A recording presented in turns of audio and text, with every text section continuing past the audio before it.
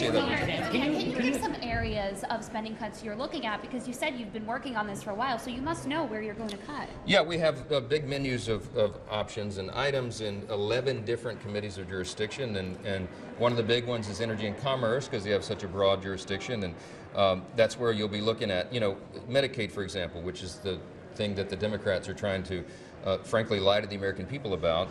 No one has talked about cutting one benefit in Medicaid to anyone who's duly owed. What we've talked about is returning work requirements. So, for example, you don't have able-bodied young men on a program that's designed for single mothers and the elderly and disabled. They're draining resources from people who are actually do that. So if you clean that up and shore it up, you save a lot of money and you return the dignity of work to young men who need to be out working instead of playing video games all day.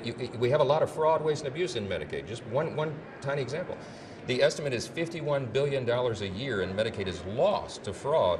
That's unconscionable. We now have, with the DOGE efforts and with new algorithms and with new oversight responsibilities and opportunities, we have ability to carve that out. We have a responsibility to do it. That estimate by some people, some estimates say that is very low. It's actually much higher than that. So we're going to go through, carve out, find these savings, low-hanging fruit, and examples like that. There's a lot of it in the federal government. I mean, look, we have a $36 trillion federal debt right now. We're running deficits every year. It's not the way to run our country. We need to return to fiscal sanity, and that's what the Republican Party represents. And you know what? That's good for every American. But sir, the instructions are $800 billion for these committees. Are you saying there is $800 billion in fraud, waste, and abuse?